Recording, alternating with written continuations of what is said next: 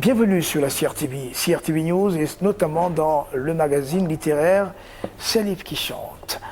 Constat fait, et d'ailleurs très répandu et très partagé, les jeunes ont de moins en moins d'appétit pour les choses culturelles, pour les choses intellectuelles, appétit d'élévation.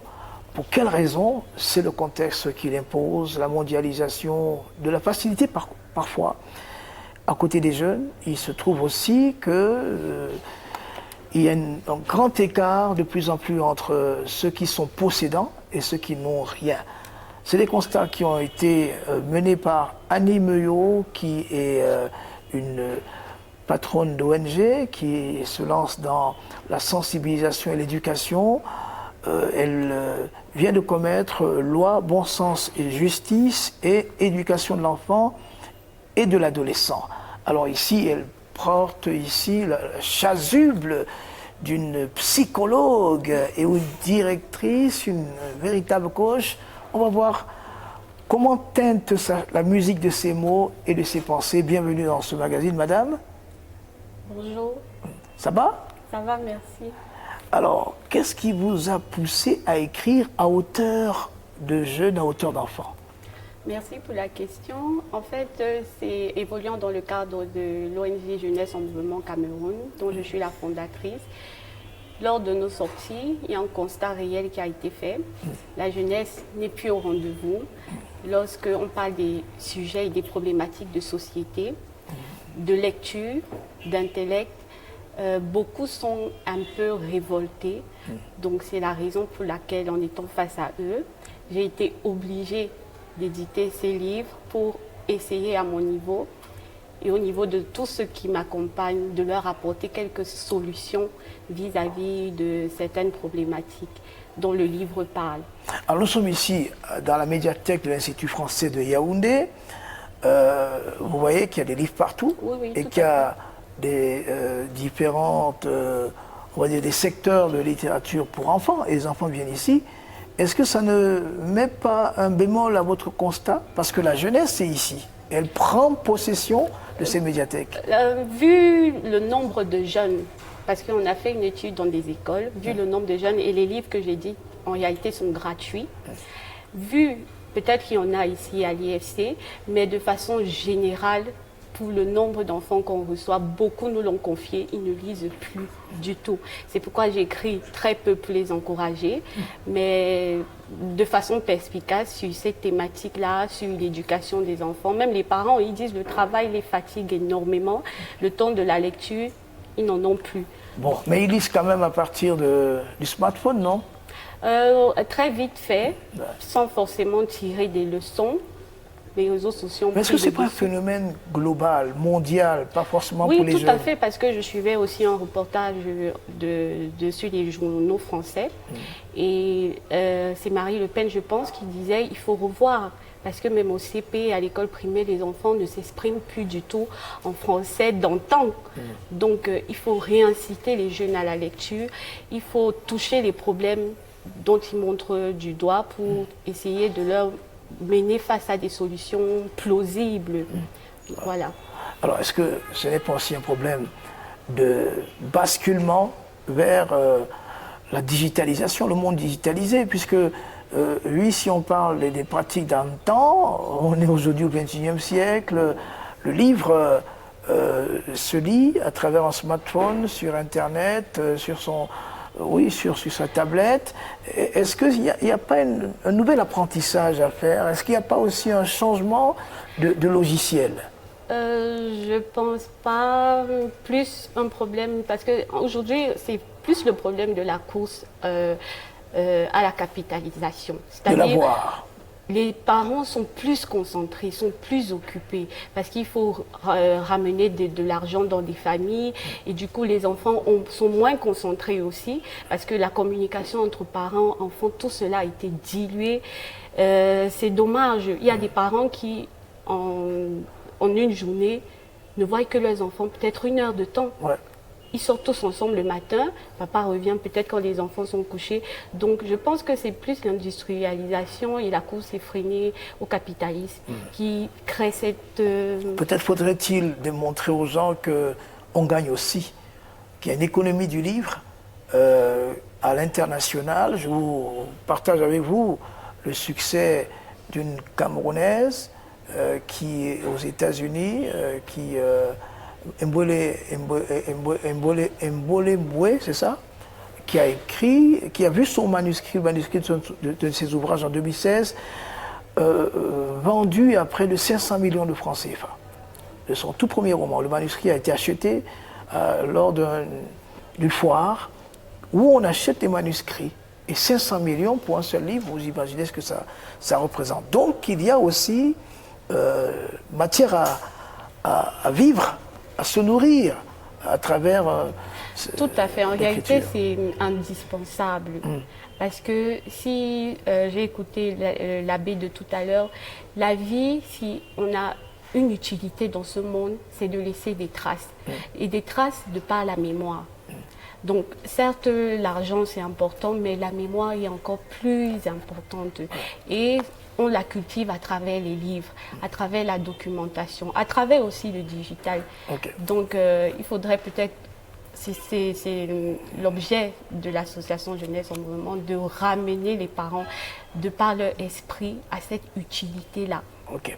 Voilà. Vous êtes patronne d'une ONG, c'est ça, un mouvement, oui. Jeunesse en Mouvement, c'est ça? Oui, oui. Ok.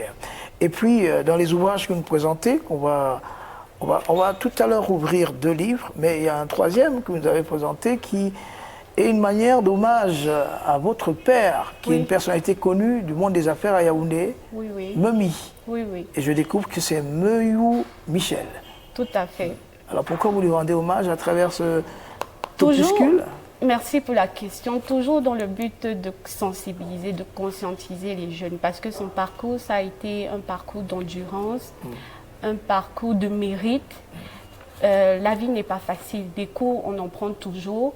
Donc, c'était dans le but d'amener les jeunes à croire, à se dire qu'il y a un couloir pour chacun de nous, lorsqu'on a décidé de ne pas baisser les bras. Et voilà, en restant dans cette optique où l'État ne peut pas aussi également toujours tout faire, il faut avoir l'esprit de leader. Et c'est un leader. Ouais, vous dites même d'ailleurs, en sous-titre, inspirez-vous de sa vie professionnelle pour réussir la vôtre. Oui, oui. Alors ce livre et nous encore parle... pour des personnes qui n'ont pas poussé très loin à l'école, faute de moyens, il a su créer son chemin de par la persévérance au travail. Ouais. Il est donc justement le patron de Memi Hôtel, Memi Palace, Memi Résidence. C'est Memi et c'est sa fille qui est avec nous là. Tout Alors à vous fait. n'êtes pas dans les affaires. Un tout petit peu. Vos affaires, c'est davantage la pensée. Oui, parce que Mandela n'est plus aujourd'hui, mais Mandela, de par sa mémoire, on en parle toujours. Voilà. Alors, le premier opuscule, Éducation de l'enfant et de l'adolescent. Moi, j'ai fait quelques études de psychologie et j'ai fait la psychologie de l'enfant et de l'adolescent. Donc, alors, ça vous a tenté un peu d'être psychologue? Quand même, oui, oui. Oui, oui. Mais bon, je le fais au quotidien parce que c'est depuis 2008 que je suis en contact avec les jeunes, avec les parents, avec les enfants en souffrance. Donc, voilà, c'est ma vocation. Pourquoi la nécessité de sensibiliser sur l'éducation de l'enfant et de l'adolescent? L'enfant est tellement vulnérable. Les enfants ont besoin tellement d'attention. Et surtout, les enfants, c'est la richesse. C'est l'héritage des familles, des continents. Donc, du coup, pour moi, c'est indissociable. On ne parle pas de développement sans capitaliser sur les enfants et sur la jeunesse. Ouais. Donc, voilà les raisons qui me motivent à rester toujours tout près d'eux. Le poète dira que l'enfant, c'est le père de l'homme. Et justement, en psychologie de l'enfant, il est question de considérer cette étape délicate, parce qu'une fois qu'on l'a ratée... Très délicate. C'est ce que je dis dans le livre, justement. 0,5 ans. Contrairement à ce que les parents pensent, tout est fait. 0,5 ans, vous vous imaginez. Comment tout est fait? Parce que la conscience de l'enfant à cet âge est tellement perspicace. C'est-à-dire l'enfant retient. L'enfant, ce qui capte en premier, se fixe dans son âme.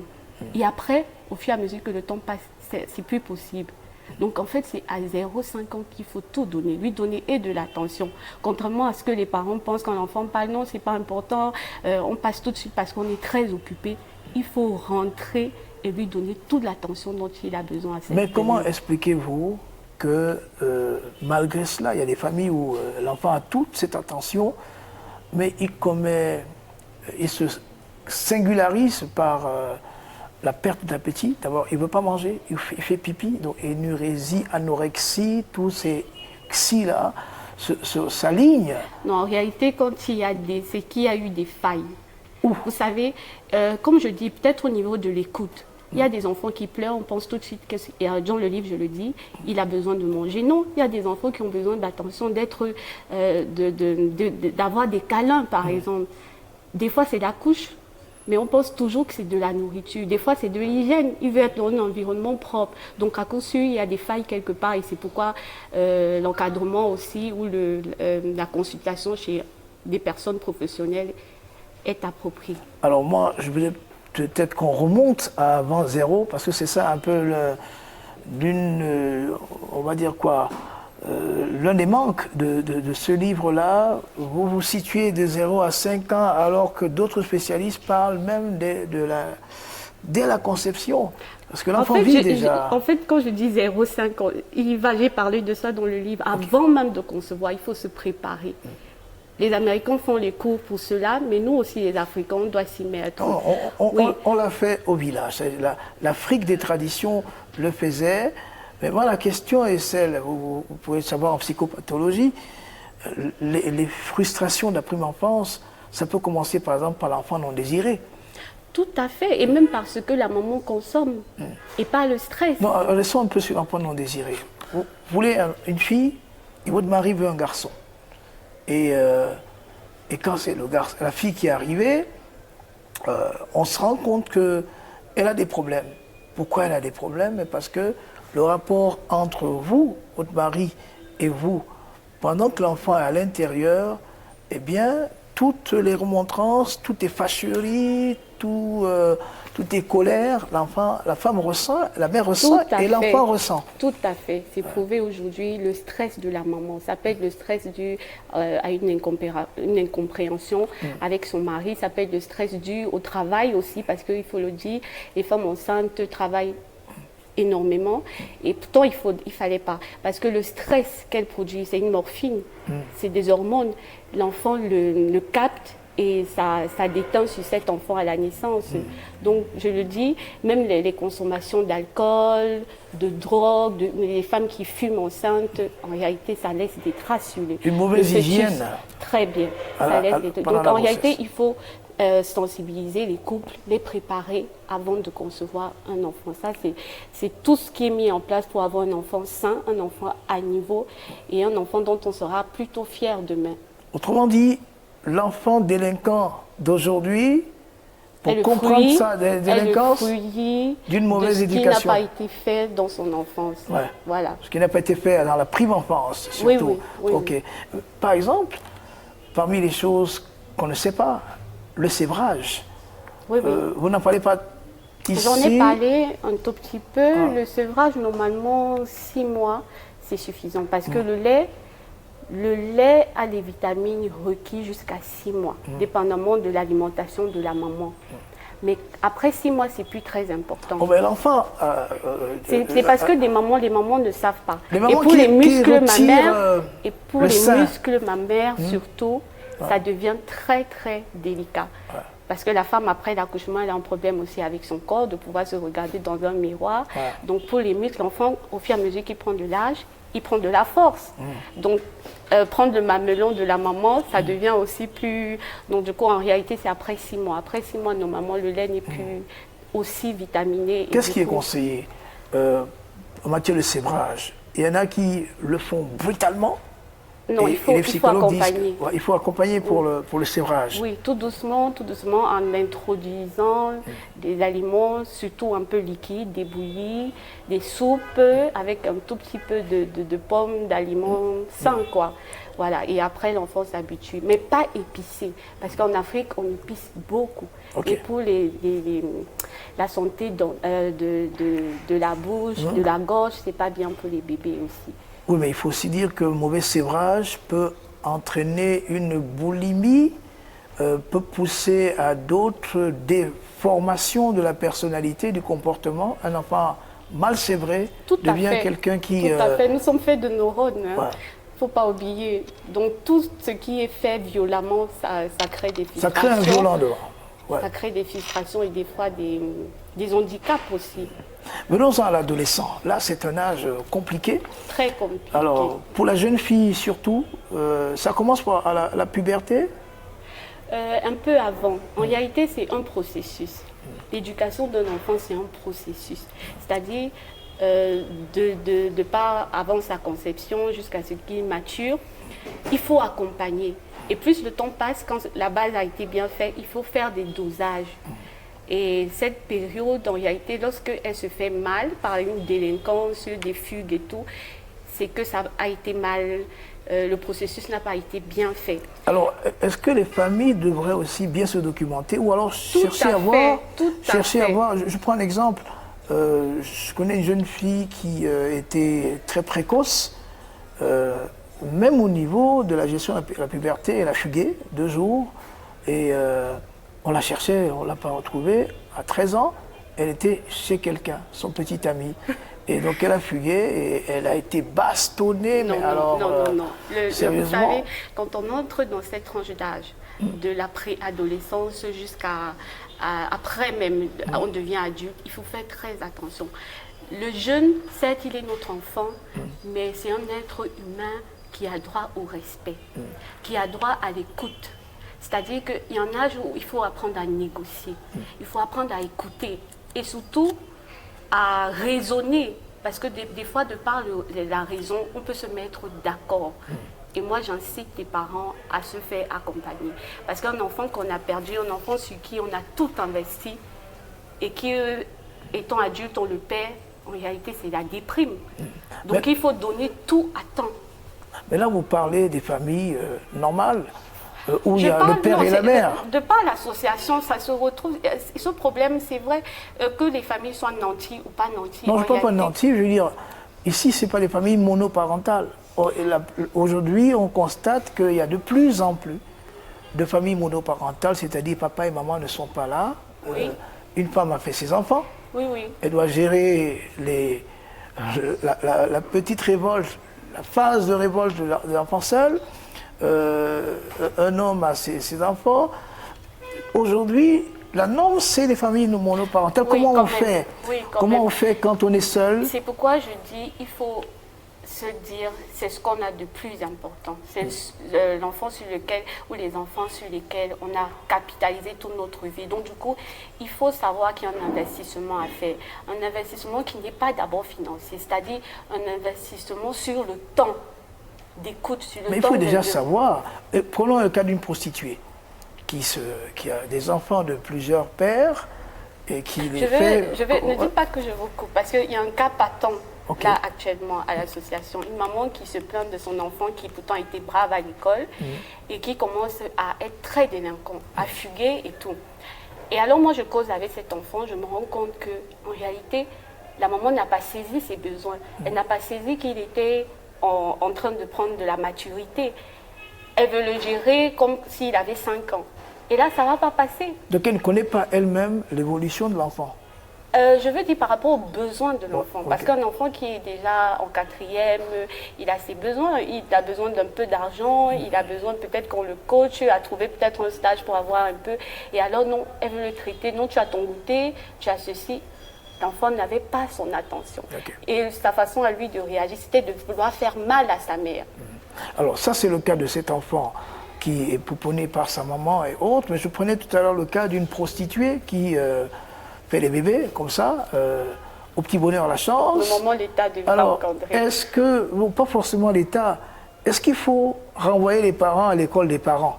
Être Tout à géniteur, fait. c'est une chose, mais être parent, c'est autre chose. Très bien. C'est pourquoi aux États-Unis, je crois, il y a eu un problème où on disait, il y a une adolescente, on réfléchissait, est-ce qu'elle a droit à l'avortement?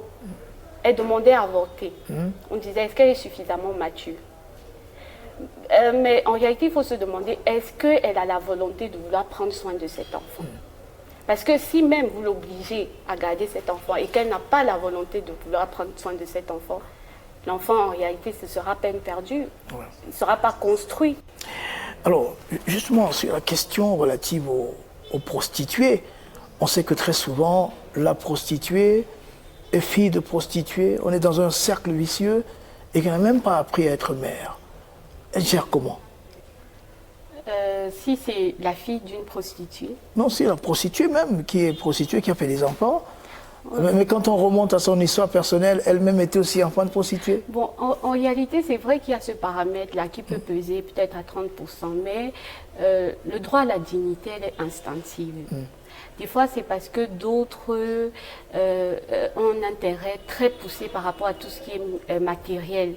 Donc, du coup, elles se lancent là-dedans dans cette vie de débauche parce qu'on veut de l'argent, mais c'est aussi un peu de la facilité. Parce que moi, à l'association, j'ai trouvé des emplois aussi aux jeunes, mais beaucoup, ils n'ont pas la patience, ils n'ont même pas l'endurance. Oh, mais moi, je prends l'exemple du cercle vicieux, c'est-à-dire qu'elle est prostituée aujourd'hui, sa mère l'a été, Oui, c'est sa ce que grand-mère l'a été. C'est ce que Voilà. je dis, qu'on peut briser le cycle. Alors, comment- Parce qu'en réalité, il y en a qui brisent de par leur désir, Oh, mais à la juste- dignité, c'est-à-dire, Mon problème, c'est que celle-là, elle est maman aujourd'hui. elle est maman, mais Elle fait une formation de mère. Est-ce qu'elle va quelque il part? faudrait qu'elle veuille déjà. Ouais. C'est pourquoi je dis, normalement, l'accès à la dignité, elle est instinctive. Normalement, on l'a. Mais maintenant, la vie, c'est un choix. Il y en a qui vont décider, non, moi, je n'ai pas beaucoup de temps pour endurer. Je veux tout de suite avoir ci, avoir ça. Et du coup, on se lance dans cette vie, peu importe l'enfant. Il y en a qui abandonnent les enfants pour ce Ouais, style de absolument. vie. Donc, en réalité, je crois qu'il faut les sensibiliser. Mais tout de suite, c'est pas facile. Ok. C'est pourquoi on est toujours en bataille, quoi. En tout cas, on devra lire Éducation de l'enfant et de l'adolescent et peut-être prendre contact avec votre association. Vous êtes venu avec un troisième Oui, oui. ouvrage, Loi, bon sens, justice. Là, vous êtes sur les questions sempiternelles, les questions existentielles. Pourquoi vous écrivez sur ces notions qui sont nées avec le monde?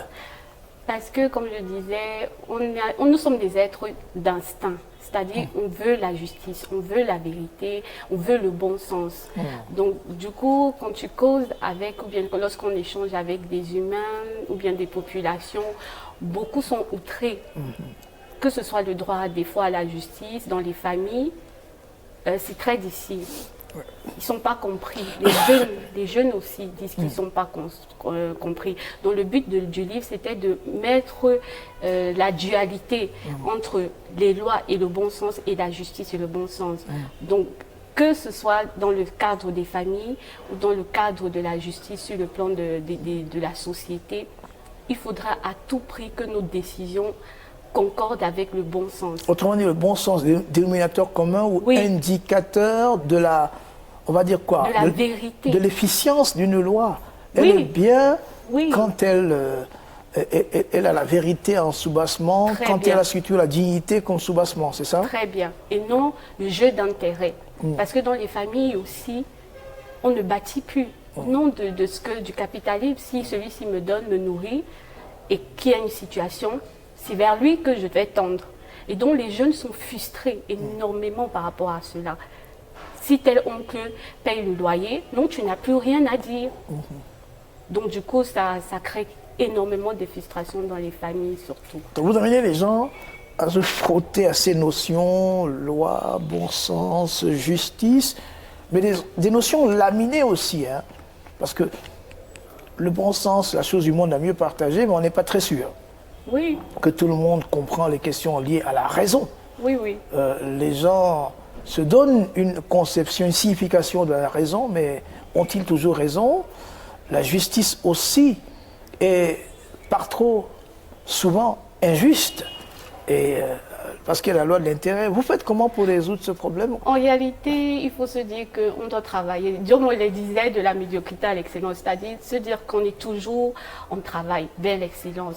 Certes, il y a des avancées, que ce soit au niveau de l'État, au niveau de certaines familles aussi, mais il faut encore travailler pour arriver essentiellement à cette excellence. Est-ce que vous, en le disant, vous n'êtes pas en train d'élever les enfants vers les éthers au lieu qu'ils soient enracinés sur la terre? C'est-à-dire que les grandes valeurs, c'est bon, mais ça ne les prépare pas toujours à la réalité qui est dure. Non. Parce que la réalité vous présente une justice qui est parfois celle des vainqueurs. Alors, est-ce que il ne faut pas leur montrer le vrai visage de la société et leur dire voilà comment on s'insère? En réalité, il n'y a pas de vrai, il n'y a pas de faux. Hein. Moi, je pense qu'il n'y a pas de vrai, il n'y a pas de faux. Il n'y a que la vérité. Et la vérité, certes, peut-être... Quelle vérité?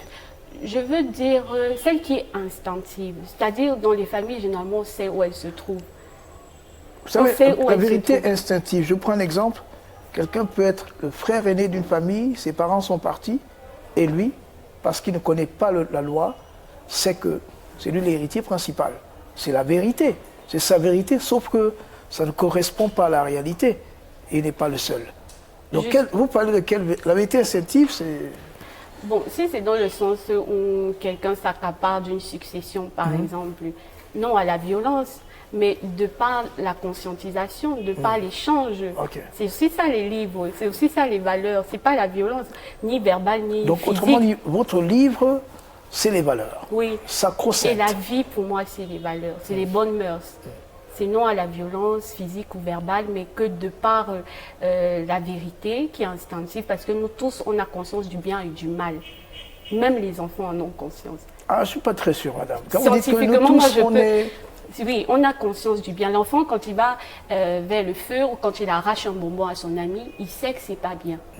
Donc je crois qu'il faut travailler. L'être humain, en réalité, c'est très puissant, l'être humain.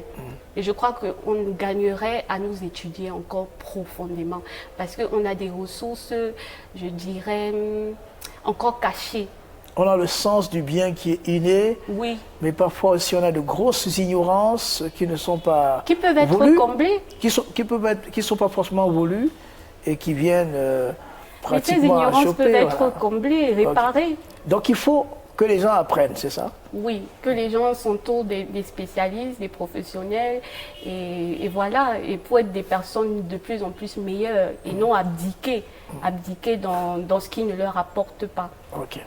On va se séparer, madame Annie Meuillot, autrice de Loi, Bon Sens, Justice, éducation de l'enfant et de l'adolescent, et avec aussi un tout petit opuscule, un opuscule plutôt, qui est dédié à votre père, biographie de l'homme d'affaires Meuillot Michel. On sent que vous avez été nourri au lait du savoir. Oui, c'était l'école de monsieur Meuillot, monsieur Memi. C'était très difficile. C'est pourquoi, chez lui, pour lui, rien ne s'acquiert sans qu'on ait travaillé. Donc, du coup, pour moi, je suis convaincue que la souffrance aussi, elle est instinctive. Pour progresser, il faut connaître la souffrance. Voilà un peu son école. La souffrance, c'est une force, c'est ça? Oui, c'est une force. Ok. Voilà. Il ne faut pas forcément fuir. Il faut la côtoyer, mais ne pas rester dans la souffrance. Merci beaucoup, madame. Merci. Merci. C'était Célib qui chante avec Annie Meuillot, autrice d'un certain nombre d'ouvrages. Elle est venue les partager avec nous. À samedi prochain.